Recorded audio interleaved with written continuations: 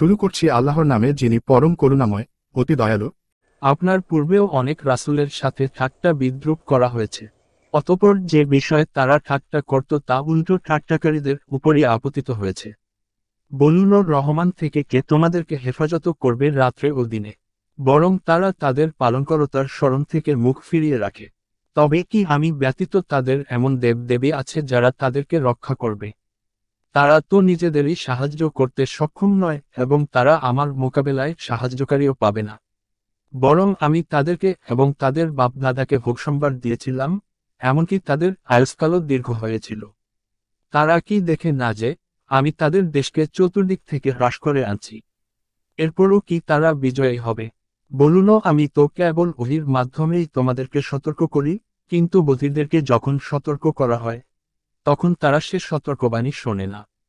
আপনার পালনকর্তার আযাবের কিছুমাত্র তাদেরকে স্পর্শ করলে তারা বলতে থাকবে, হায় আমাদের দুর্ভাগ্য, আমরা অবশ্যই পাপী ছিলাম।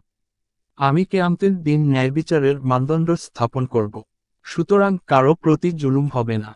যদি কোনো আমল সরিষার দানা পরিমাণও হয়, আমি তা উপস্থিত করব এবং হিসাব গ্রহণের জন্য আমি যথেষ্ট। আমি মুসা ও হারুনকে দান করেছিলাম মীমাংসাকারী গ্রন্থ, আলো ও উপদেশ। আল্লাহ বিরুদ্ধের জনেয়ারা না দেখেই তাদের পালনকর্তাকে ভয় করে এবং কিয়ামতের ভয় শঙ্কিত। এবং এটা একটা বরকতময় উপদেশ যা আমি নাজিল করেছি। অতএব তোমরা কি একে অস্বীকার করো? আর আমি ইতিপূর্বে ইব্রাহিমকে তার সৎপন্থা দান করেছিলাম এবং আমি তার সম্পর্কে সম্যক পরিজ্ঞাত ছিলাম। যখন তিনি তার পিতা ও তার সম্প্রদায়কে বললেন, এই মূর্তিগুলো কি, যাদের তোমরা পূজারী হয়ে বসে আছো? তারা বলল, আমরা আমাদের বাপদাদাকে এদের পূজা করতে দেখেছি। তিনি বললেন, তোমরা প্রকাশ্য গোমরাহিতে আছো এবং তোমাদের বাপদাদারাও। তারা বলল, তুমি কি আমাদের কাছে সত্যসহ আগমন করেছ, না তুমি কৌতুক করছো?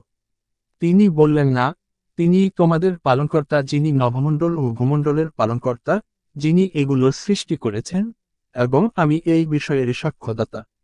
আল্লাহর কসম, যখন তোমরা পৃষ্ঠ প্রদর্শন করে চলে যাবে, তখন আমি তোমাদের মূর্তিগুলোর ব্যাপারে একটা ব্যবস্থা অবলম্বন করব। অতঃপর তিনি সেগুলোকে চূর্ণ বিচূর্ণ করে দিলেন ওদের প্রধানটি ব্যতীত, যাতে তারা তার কাছে প্রত্যাবর্তন করে। তারা বলল, আমাদের উপাস্যদের সাথে এরূপ ব্যবহার কে করল? সে তো নিশ্চয়ই কোনো জালিম। কতক লোকে বলল, আমরা এক যুবককে তাদের সম্পর্কে বিরূপ আলোচনা করতে শুনেছি, তাকে ইব্রাহিম বলা হয়।